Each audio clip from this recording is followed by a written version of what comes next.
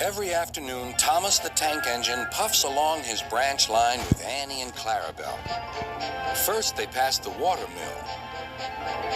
Next, they come to a big farm. Then, they can see a bridge with a village nestled either side of it. This is a special place. Whenever children hear Thomas coming along, they stand on the bridge waving until he is out of sight.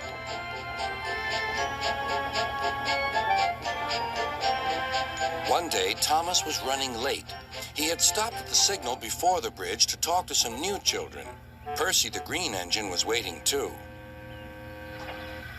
"Hurry up, Thomas," called Percy when the signal dropped. "If you're late, Sir Topham Hatt may get a new engine to replace you." He would never do that, thought Thomas, but he was worried. Next day, Thomas hurried along the line. Just ahead was the goods yard. There, on the platform, was an inspector waving a red flag. Next, Thomas saw some children. They were waving too.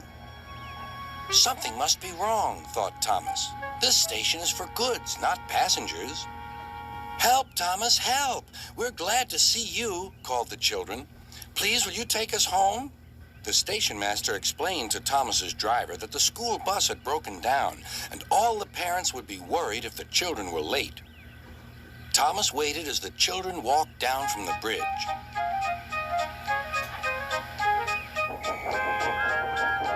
Then he took the children to the next station where Bertie was waiting to take them home.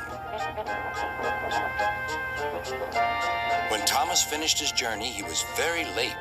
He was worried that Sir Topham Hatt might be cross with him. "I warned Thomas," puffed Percy to James. "He's been late one time too many. He'll be in trouble now." But next morning, when Thomas picked up his passengers, Sir Topham Hatt was nowhere to be seen.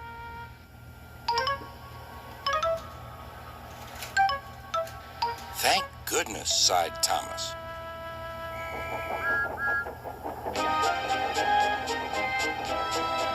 Thomas knows every part of his branch line.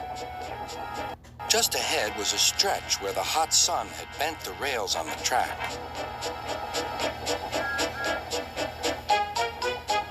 "Careful, Thomas," called his driver, but it was too late.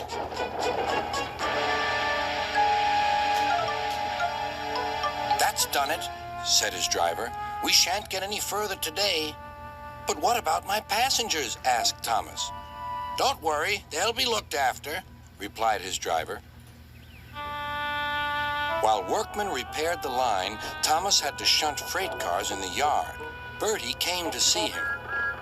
"I understand you need my help again." "Yes, Bertie," replied Thomas sadly.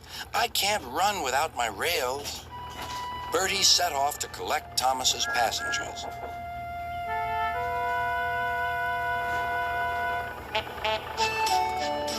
"Hello, Bertie," they said.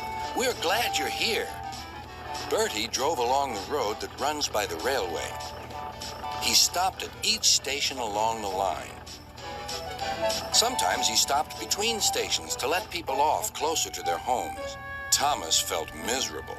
"I've lost my passengers to Bertie. They'll like him better than me." Sir Topham Hatt arrived. "Your branch line is repaired. I'm going to change your timetable so that you and Bertie can work together more." When Thomas reached the station, there, to his relief, were all his passengers. "Bertie is a good bus, but we missed our train rides with you," they said. Later, Thomas spoke to Bertie. "Thank you for looking after my passengers." "That's all right, Thomas. I'd like to make new friends, but I'm glad to share them with you." "You're a good friend indeed," replied Thomas, "and always will be."